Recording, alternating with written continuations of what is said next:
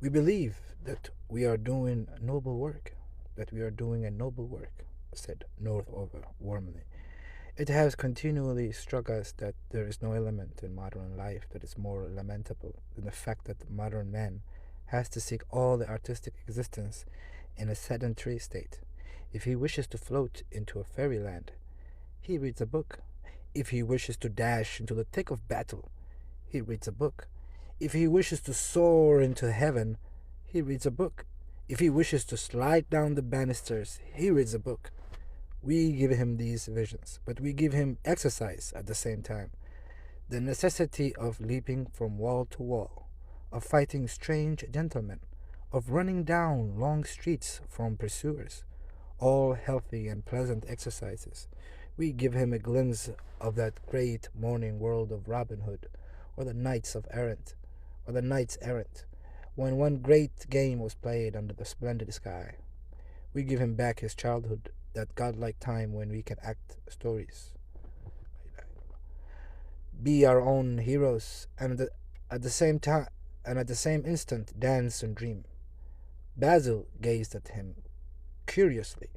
The most singular psychological discovery had been reserved to the end, for as the little businessman ceased speaking, he had the blazing eyes of a fanatic. Major Brown received the explanation with complete simplicity and good humor. Of course, awfully dense, sir, he said. No doubt at all. The scheme excellent. But I don't think, he paused a moment and looked dreamily out of the window. I don't think you will find me in it. Somehow, when one's seen the thing itself, blood and men screaming, one feels about having a little house and a little happy. In the Bible, you know, there remains the wrath. Northover bowed, and after a pause he said, Gentlemen, may I offer you my card, if any of the rest of you desire at any time to communicate with me, despite Major Brown's view of the matter? I should be obliged for your card, sir, said the Major in his abrupt but courteous voice. Pay for chair. The agent of romance and adventure handed his card, laughing. It ran P.G. Northover, B.A., CQT, Adventure and Romance Agency, 14 Tanner's Court, Fleet Street. What on earth is CQT? Asked Rupert Grant, looking over the Major's shoulder.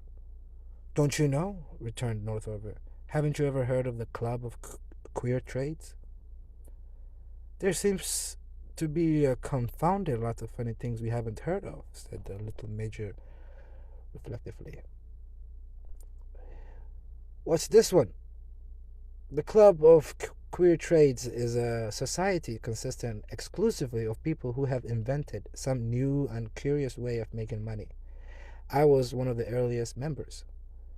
You deserve to be, said Basil, taking up his great white hat, with a smile and speaking for the last time that evening.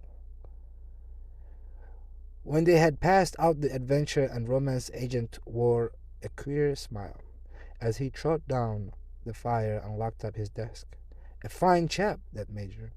When one hasn't a touch of the poet, one stands some chance of being a poem. But to think of such a clockwork little creature of all people getting into the nets of one of Grispy's tales. And he laughed out loud in the silence. Just as the laugh echoed away, there came a sharp knock at the door. An owlish head with dark mustaches was thrust in with deprecating and somewhat absurd inquiry. What? Back again, Major? Cried Northover in surprise. What can I do for you? The Major shuffled feverishly into the room. It's horribly absurd, he said. Something must have got started in me that I never knew before. But upon my soul I feel the most desperate desire to know the end of it all. The end of it all? Yes, said the Major. Jackals, and the title deed, and death to Major Brown. The agent's face grew grave, but his eyes were amused. I am terribly sorry, Major, said he, but what you ask is impossible. I don't know anyone I would sooner oblige than you, but the rules of the agency are strict. The adventures are confidential. And you are an outsider. I'm not allowed to let you know an inch more than I can help. I do hope you understand. There is no one, said Brown, who understands discipline better than I do. Thank you very much. Good night. And the little man withdrew for the last time. He married Miss Jameson, the lady with the red hair and the green garments. She was an actress, employed with many others by the romance agency, and her marriage with the prim old veteran caused some stir in her languid and intellectualized set. She always replied very quietly that she had met scores of men who acted splendidly in the charades provided for them by Northover, but that she had only met one man who went down into the coal cellar when he really thought it contained a murderer. The Major and she are living as happily as birds in an absurd villa, and the former has taken to smoking. Otherwise, he's unchanged, except perhaps there are moments when, alert and full of feminine unselfishness, as the Major is by nature, he falls into a trance of abstraction.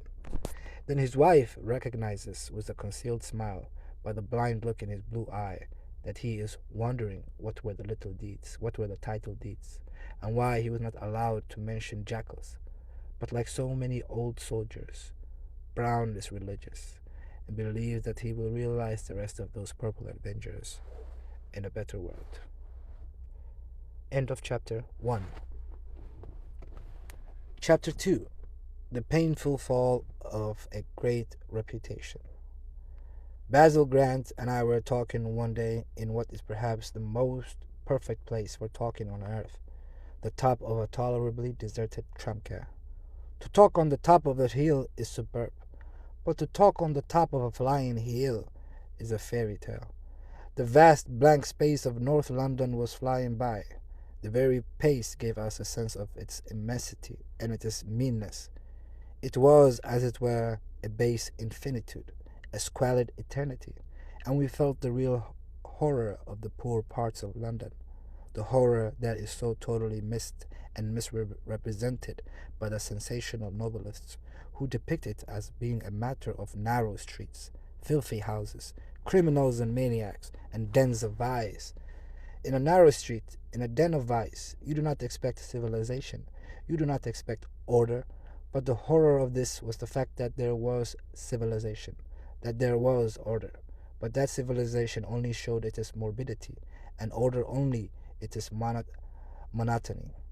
No one would say, in going through a criminal slum, I see no statues, I notice no cathedrals, but here there were public buildings, only they were mostly lunatic asylums. Here there were statues, only there were mostly statues of railway engineers and philanthropists, two dingy classes of men united by their common contempt for the people. Here there were churches, only there were the churches of the dim and erratic sects. Agabomonites,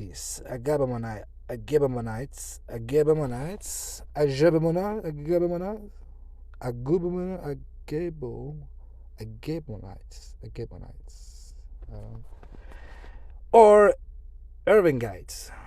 Here, above all, there were broad roads and vast crossings, and tramway lines and hospitals and all the real marks of civilization. But though no one never knew, in one sense, what one would see next, there was one thing we knew we should not see. Anything, actually, is what it says. Scratch the everything and everything else.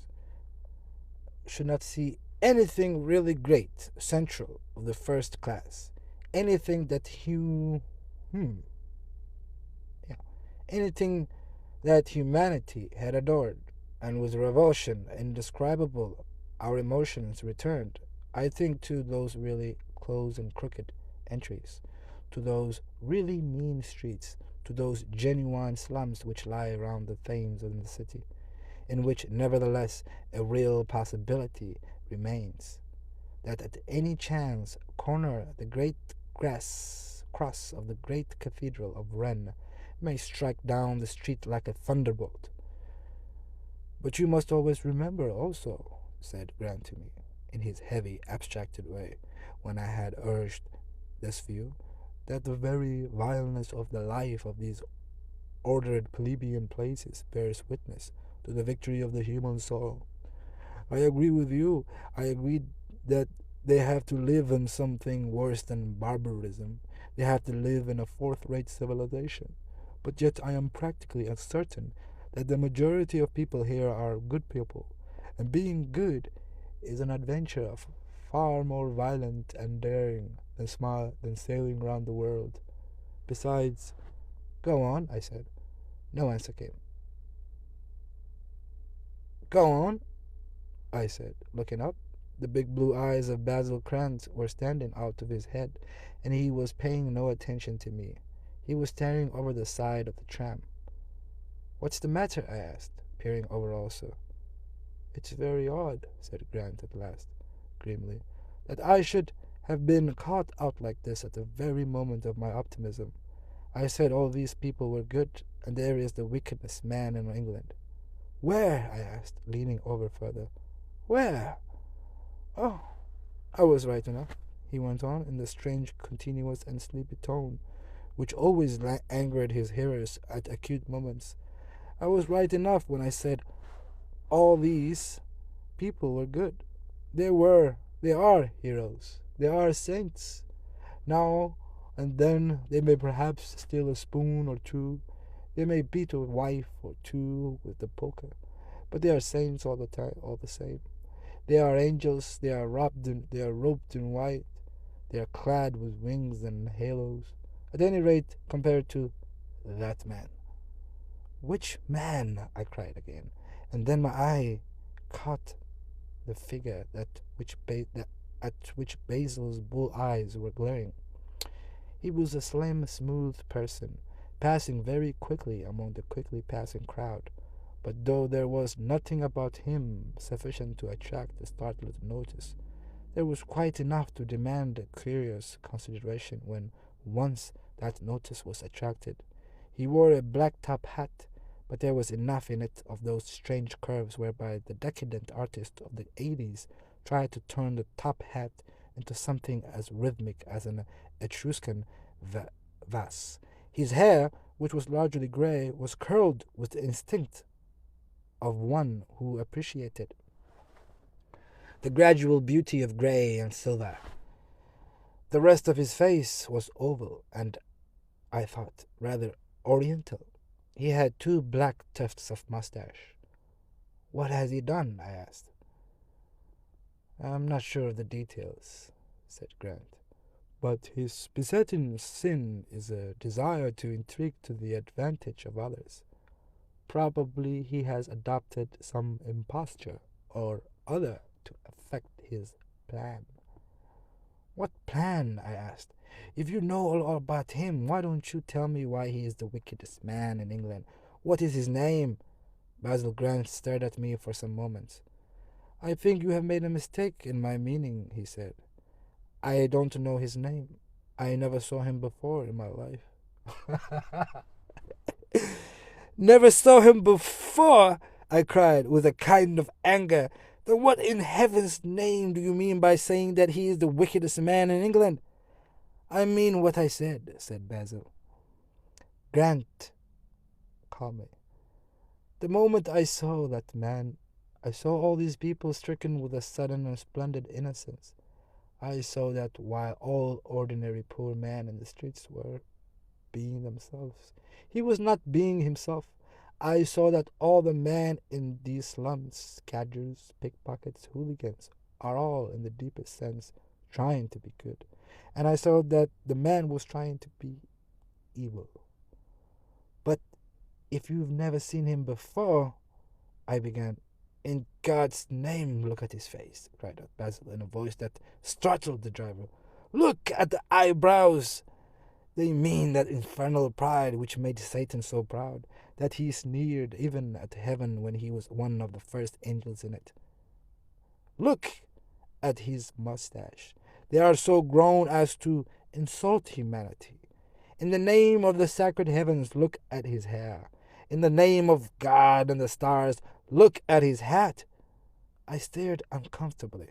But, after all, I said, this is very fanciful, perfectly absurd. Look at the mere facts. You have never seen that man before you. Oh, the mere facts, he cried out in a kind of despair. The mere facts. Do you really admit? Are you really so sunk in superstitions, so clinging to dim and prehistoric altars that you believe in facts? Do you not trust an immediate impression? Well, an immediate impression may be, I said, a little less practical than facts. Bosh, he said. On what else is the whole world run but by immediate impressions? What is more practical, my friend? My friend, the philosophy of this world may be founded on facts. Its business is run on spiritual impressions and atmospheres. Why do you refuse to accept a clerk? Do you measure his skull? Do you read up his physiological state in handbook?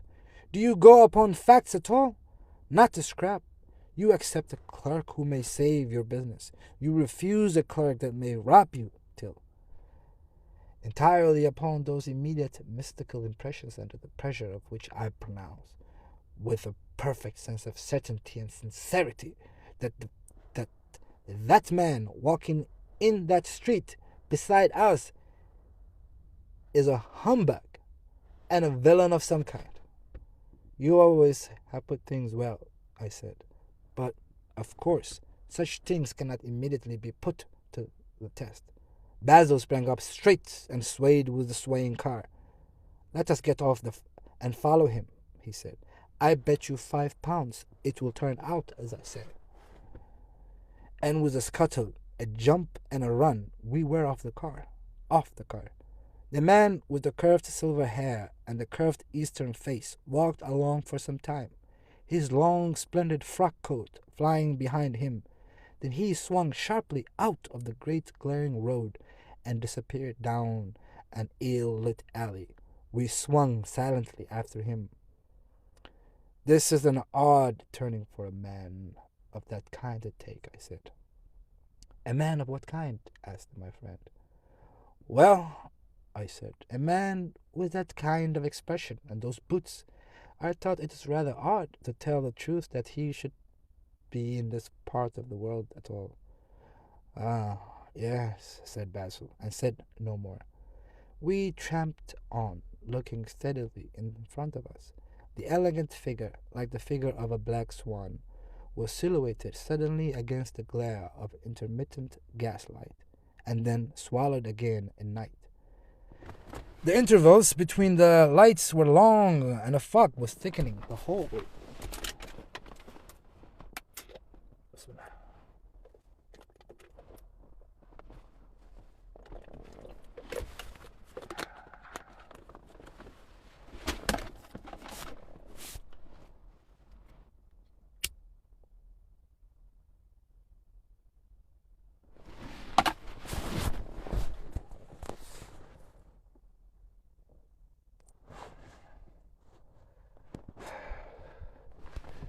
We tramped on, looking steadily in front of us. The elegant figure, like the figure of a black swan, was silhouetted suddenly against the glare of intermittent gaslight, and then swallowed again in night. The intervals between the lights were long, and a fog was thickening the whole city. Our pace, therefore, had become swift and mechanical between the lampposts. But Basil came to a standstill suddenly, like a reined horse. I stopped also. We had almost run into the man. A great part of that solid darkness in front of us was the darkness of his body. At first I thought he had turned to face us. But though we were hardly a yard off, he did not realize that we were there. He tapped 4 times on a very low and dirty door in the dark, crowded street. A gleam of gas cut the darkness as it opened slowly. We listened intently, But the interview was short and simple and inexplicable as an interview could be. Our exquisite friend handed in what looked like a paper or a card and said, "At once, take a cab." A heavy, deep voice from inside said, "Right you are." And with a click, we were in the blackness again, and striding after the striding stranger through a labyrinth of London lanes. The lights just helping us. It was only 5 o'clock, but winter and the fog had made it like midnight. "This is really an extraordinary walk for the patent leather boots," I repeated. "I don't know," said Basil humbly. "It leads to Berkeley Square." As I tramped on, I strained my eyes through the dusky atmosphere and tried to make out the direction described. For some 10 minutes I wondered and doubted. At the end of that, I saw that my friend was right. We were coming to the great dreary space of fashionable London. More dreary, one must admit, even than the dreary plebeian spaces. "This is very extraordinary," said Basil Grant as we turned into Berkeley Square. "What is extraordinary?" I asked. "I thought you said it was quite natural." "I do not wonder," answered Basil. "At his walking through nasty streets, I do not wonder at his going to Berkeley Square, but I do wonder at his going to the house of a very good man." "What very good man?" I asked, with exasperation.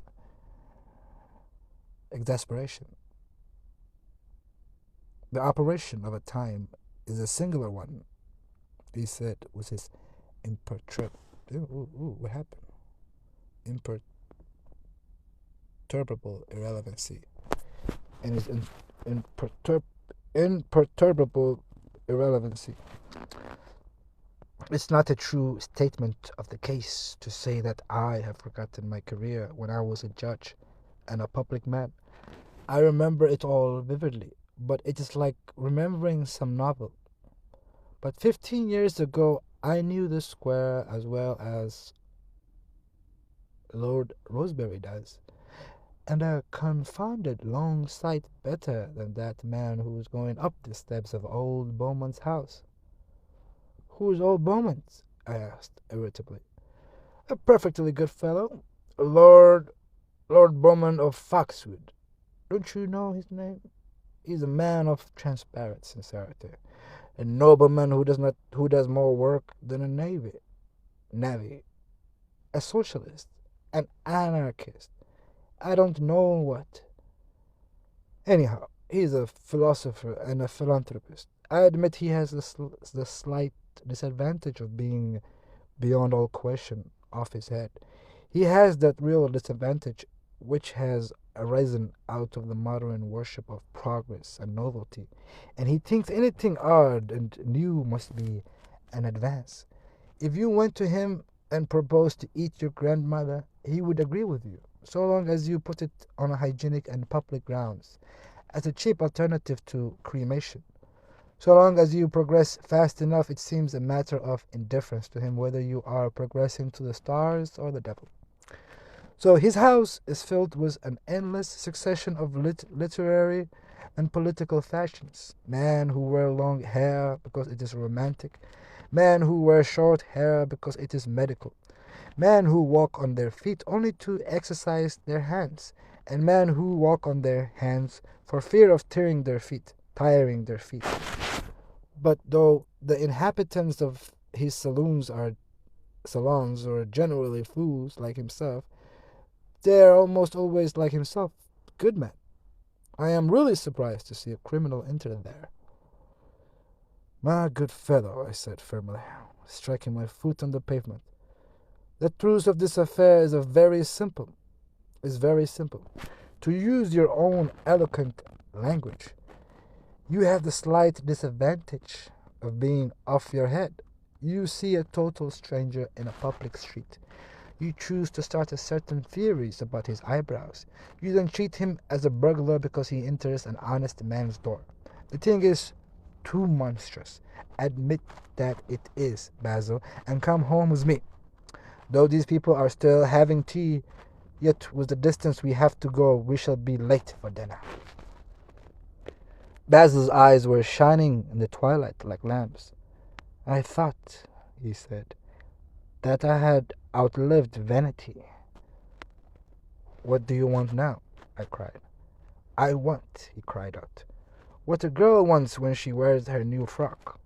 I want what a boy wants when he goes in for a clanging match with a monitor. I want to show somebody what a fine fellow I am. I am as right about that man as I am about your having a hat on your head. You say it cannot be tested. I say it can. I will take you to see my old friend Beaumont. He's a delightful man to know. Do you really mean? I began. I will apologize, he said calmly, for our not being dressed for a call. And walking across the vast misty square, he walked up the dark stone steps and rang at the bell. A severe servant in black and white opened the door. To us, on receiving my friend's name, his manner passed in a flash from astonishment to respect. We were ushered into the house very quickly, but not so quickly but that our host, a white-haired man with a fiery face, came out quickly to meet us. My dear fellow, he cried, shaking Basil's hand again and again, I have not seen you for years. Have you been, he said rather wildly, have you been in the country? Not for all that time, answered Basil, smiling. I have long given up my official position, my dear Philip, and I have been living in a deliberate retirement. I hope I do not come at an inopportune time. Inopportune time. Inopportune moment. An inopportune moment, cried the ardent gentleman. You come at the most opportune moment I could imagine. Do you know who is here? I do not, answered Grant, with gravity. Even as he spoke, a roar of laughter came from the inner room. Basil, said Lord Beaumont solemnly, I have Wimble here. And who is Wimble? Basil cried. The other. You must have been in the country. You must have been in the Antipodes. You must have been in the moon. Who is Wimple? Who was Shakespeare? As to who Shakespeare was, answered my friend placidly, my views go no further than thinking that he was not Bacon. More probably he was Mary Queen of Scots. But as to who Wimble is, and his speech also was cloven with a roar of laughter from within. Wimble, cried Lord Beaumont in a sort of ecstasy, haven't you heard of the great modern wit? My dear fellow, he has turned conversation, I do not say into art, for that perhaps it always was, but into a great art, like the statuary of Michelangelo, an art of masterpieces. His repertoires, my good friend, startle one like a man shot dead. They are final. They are. Again there came the hilarious roar from the room. And almost with the very noise of it, a big, panting, apoplectic old gentleman came out of the inner house into the hall, where we were standing. Now, my dear chap, began Lord Beaumont hastily, I tell you, Beaumont, I won't stand it, exploded the large old gentleman. I won't be made game of by a twopenny literary adventure like that. I won't be made a guy. I won't. Come, come, said Beaumont fervently. Let me introduce you. This is Mr. Justice Grant. That is Mr. Grant, Basil. I'm sure you have heard of Sir Walter Cholmondeley? Who has not? Asked Grant, and bowed to the worthy old baronet, eyeing him with some curiosity. He was hot and heavy in his momentary anger, but even that could not conceal the noble though opulent outline of his face and body, the florid white hair, the Roman nose, the body stalwart, though corpulent, the chin aristocratic though double. He was a magnificent courtly gentleman, so much of a gentleman that he could show an unquestionable weakness of anger without altogether losing dignity. so much of a gentleman that even his faux pas were well-bred. Faux pas, or faux pas. I am distressed beyond expression, Beaumont, he said gruffly, to fail in respect to these gentlemen, and even more especially to fail in it in your house. But it is not you or they that are in any way concerned, but that flashy half-castle jackanapes. Jackanapes. At this moment, a young man with a twist of red mustache and a sombre air came out of the inner room. He also did not seem to be greatly enjoying the intellectual banquet within. "I think you remember my friend and secretary, Mr. Drummond," said Lord Beaumont, turning to Grant, "even if you only remember him as a schoolboy." "Perfectly," said the other. Mr. Drummond shook hands pleasantly and respectfully, but the cloud was still on his brow. Turning to Sir Walter Cholmondeley, he said, "I was sent by Lady Beaumont to express her hope that you were not going yet, Sir Walter. She says she has scarcely seen anything of you." The old gentleman, still red in the face, had a temporary internal struggle. Then his good manners triumphed, and with a gesture of obeisance and a vague utterance of "If Lady Beaumont, the lady, of course," he followed the young man back into the saloon. He had scarcely been deposited there half a minute before another peal of laughter told that he had in all probability been scored off again. "Of course, I can excuse dear old Cholmondeley," said Beaumont as he helped us off with our coats. "He has not the modern mind." "What is the modern mind?" asked Grant. "Oh, it's enlightened, and progressive, and faces the facts of life seriously." At this moment another roar of laughter came from within. "I only ask," said Basil, "because of the last two friends of yours who had the modern mind. One thought it wrong to eat fishes, and the other thought it right to eat men." "I beg your pardon. This way, if I remember right." "Do you know," said Lord Beaumont, with a sort of feverish entertainment as he trotted after us toward the interior, "I can never quite make out which side you are on. Sometimes you seem so liberal and sometimes so reactionary. Are you a modern, Basil?" "No," said Basil, loudly and cheerfully as he entered the crowded drawing-room. This caused a slight diversion, and some eyes were turned away from our slim friend with the oriental face for the first time that afternoon. Two people, however, still looked at him. One was the daughter of the house, Muriel Beaumont, who gazed at him with great violet eyes and with the intense and awful thirst of the female upper class for verbal amusement and stimulus. The other was Sir Walter Cholmondeley, who looked at him with a still and sullen but unmistakable desire to throw him out of the window. He sat there, coiled rather than seated on the easy-chair, everything from the curves of his smooth limbs to the coils of his silvered hair suggesting the circles of a serpent more than the straight limbs of a man. The unmistakable, splendid, serpentine gentleman we had seen walking in North London, his eyes shining with repeated victory. What?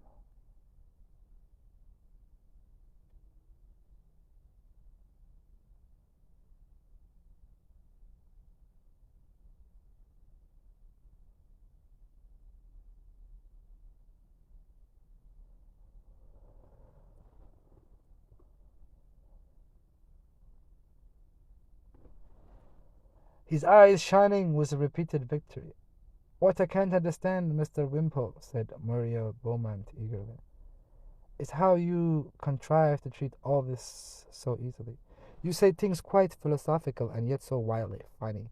If I thought of such things, I'm sure I should laugh outright when the thought first came." "I agree with Miss Beaumont," said Sir Walter, suddenly exploding with indignation. "If I had thought of anything so futile, I should find it difficult to keep my countenance." "Difficult to keep your countenance!" cried Mr. Wimpole, with an air of alarm. "Oh, do you keep your countenance? Keep it in the British Museum.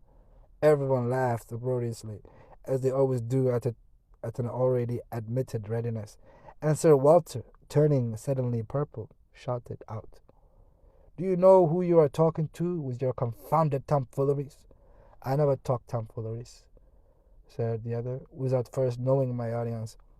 Grant walked across the room and tapped the red mustached secretary on the shoulder. That gentleman was leaning against the wall, regarding the whole scene with a great deal of gloom, but I fancied with a very particular gloom when his eyes fell on the young lady of the house, rapturously listening to Wimple. "May I have a word with you outside?" Drummond asked Grant. "It is about business. Lady Beaumont will excuse us. I followed my friend at his own request."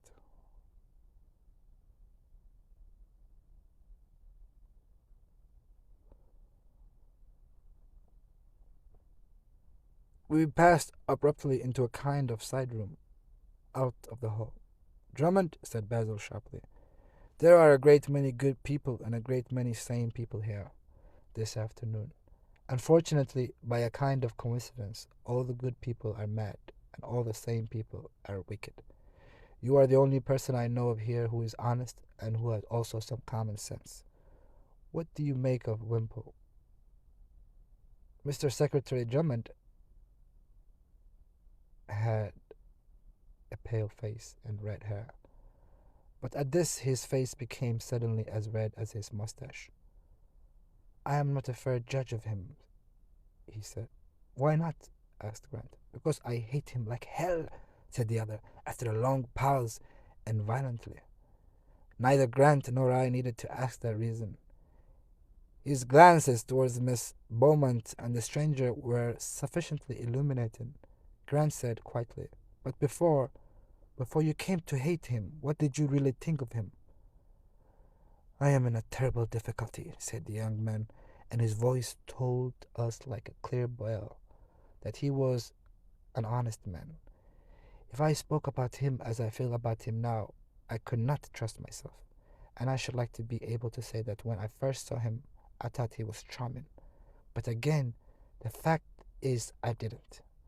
I hate him, that is my private affair, but I also disapprove of him. Really, I do believe I disapprove of him quite apart from my private feelings. When first he came, I admit he was much quieter, but I did not like, so to speak, the moral swell of him. Then that jolly old Sir Walter Cholmondeley got introduced to us, and this fellow, with this cheap jack wit, began to score off the old man in the way he does now. Then I felt that he must be a bad lot. It must be bad to fight the old and the kindly. And he fights the poor old chap savagely, unceasingly, as if he hated old age and kindliness. Take, if you want it, the evidence of a prejudiced witness. I admit that I hate the man because a certain person admires him, but I believe that apart from that, I should hate that man because because old Sir Walter hates him. This speech affected me with a genuine sense of esteem and pity for the young man. That is, of pity for him because of his obviously hopeless worship of Miss Beaumont, and of esteem for him because of the direct, realistic account of the history of Wimple which he had given. Still, I was sorry that he seemed so steadily set against the man, and could not help referring it to an instinct of his personal relations, however nobly disguised from himself. In the middle of these meditations, Grant whispered in my ear what was perhaps the most startling of all interruptions. "In the name of God, let's get away." I have never known exactly in how odd a way this old man affected me. I only know that for some reason or other he so affected me that I was within a few minutes in the street outside. "This," he said, "is a beastly but amusing affair." "What is?" I asked, baldly enough. "This affair. Listen to me, my old friend. Lord and Lady Beaumont have just invited you and me to a grand dinner party this very night, at which Mr. Wimpole will be in all his glory. Well, there is nothing very extraordinary about that. The extraordinary thing is that we are not going." Well, really, I said. It is already 6 o'clock, and I doubt if we could get home and dress. I see nothing extraordinary in the fact that we are not going. Don't you? Said Grant. I'll bet you'll see something extraordinary in what we are doing instead. I looked at him blankly. Doing instead? I asked. What are we doing instead? Why, said he, we are waiting for 1 or 2 more hours outside this house on a winter evening. You must forgive me. It is all my vanity. It's only to show you that I am right.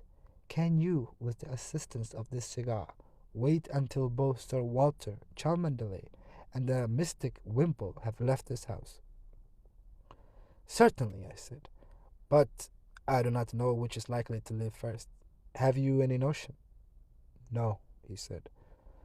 Sir Walter may leave first in a glow of rage, or again, Mr. Wimple may leave first, feeling that his last epigram is a thing to be flung behind him like a firework. And Sir Walter may remain some time to analyze Mr. Wimple's character, but they will both have to leave within reasonable time, for they will both have to get dressed and come back to dinner here tonight. As he spoke, the shrill double whistle from the porch of the great house drew a dark cab to the dark portal. And then a thing happened that we really had not expected. Mr. Wimple and Sir Walter Cholmondeley came out at the same moment. They paused for a second or two opposite each other in a natural thought. Then a certain geniality, fundamental perhaps in both of them, made Sir Walter smile and say, "The night is foggy. Pray take my cap." Before I could count 20, the cab had gone rattling up the street with both of them.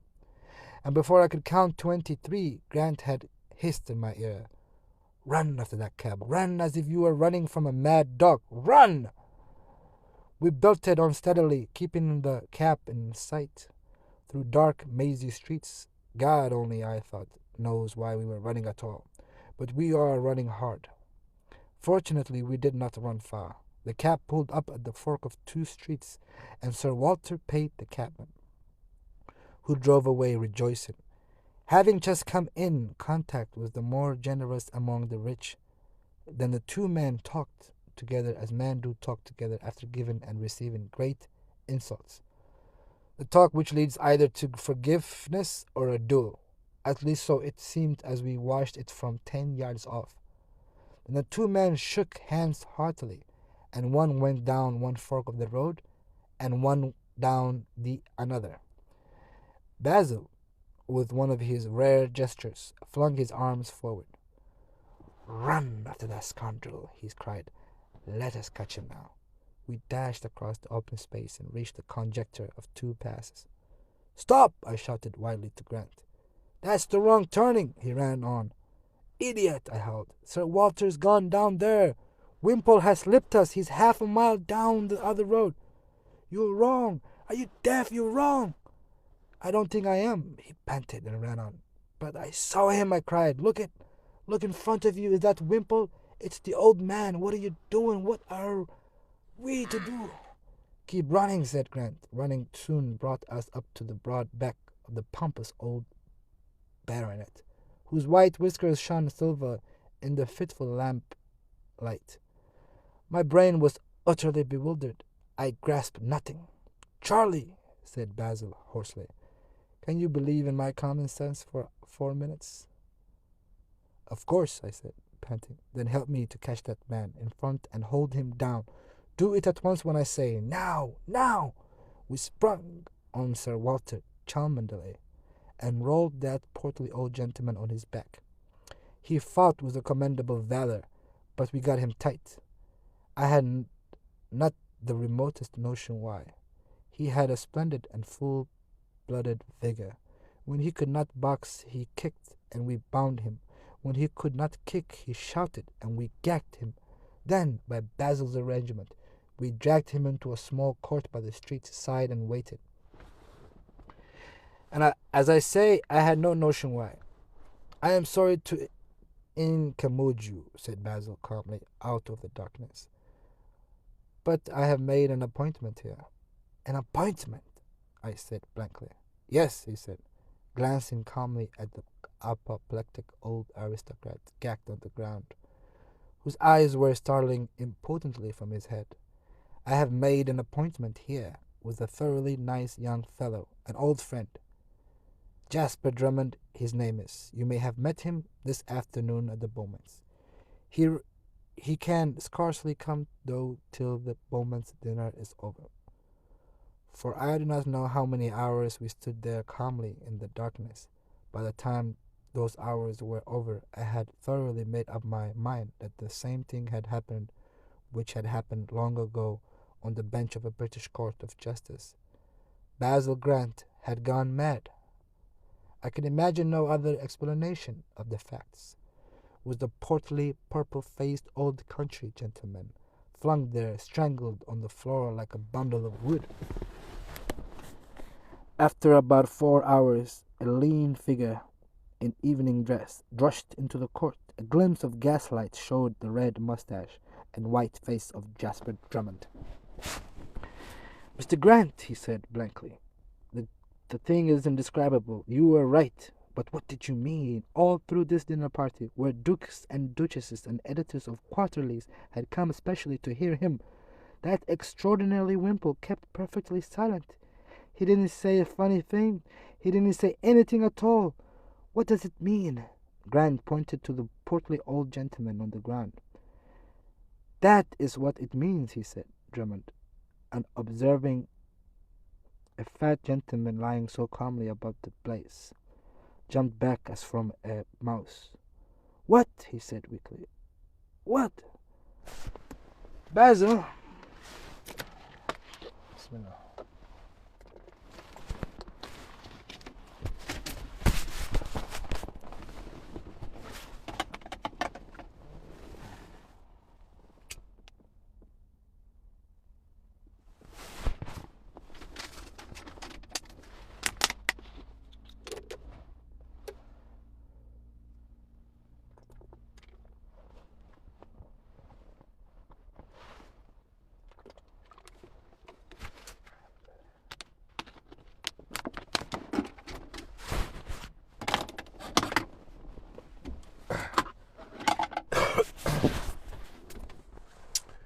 Basil suddenly down and tore a paper out of Sir Walter's breast pocket.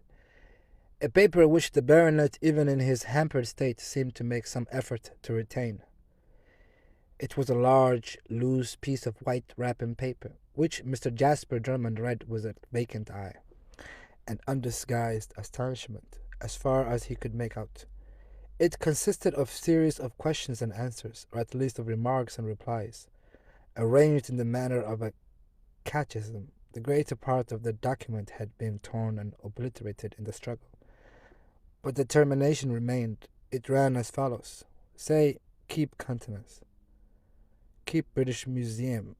Know whom talk absurdities. Never talk absurdities." Without. "What is it?" said Drummond, flinging the paper down in a sort of final fury. "What is it?" replied Grant, his voice rising into a kind of splendid chant. "What is it? It's a great new profession, a great new trade, a trifle immoral, I admit, but still great, like piracy." "A new profession," said the young man with a red mustache, vaguely. "A new trade, a new trade," repeated Grant, with a strange exultation. "A new profession. What a pity it isn't moral." "But what the deuce is it?" cried Drummond, and I in a breath of blasphemy. "It is," said Grant calmly, "the great new trade of the organizer of repartee. This fat old gentleman lying on the ground strikes you, as I have no doubt, as a very stupid and very rich. Let me clear his character. He is, like ourselves, very clever and very poor. He is also not really at all fat. All that is stuffing. He is not particularly old, and his name is not Cholmondeley. He is a swindler, and a swindler of perfectly delightful and noble kind. He hires himself out at dinner parties to lead up to other people's repartees. Repertoire, repartee, repartee, repartee. According to a preconcerted scheme, which you may find on that piece of paper, he says the stupidest things he has arranged for himself, and his client says the clever things arranged for him. In short, he allows himself to be scored off for a guinea at the night. And this fellow Wimple, began Drummond, with indignation. This fellow Wimple, said Basil Grant, smiling, will not be an intellectual rival in the future. He had some fine things, elegance and silvered hair and so on, but the intellect is with our friend on the floor. That fellow, cried Drummond furiously, that fellow ought to be in gaol. Not at all, said Basil indulgently. He ought to be in the club of queer trades.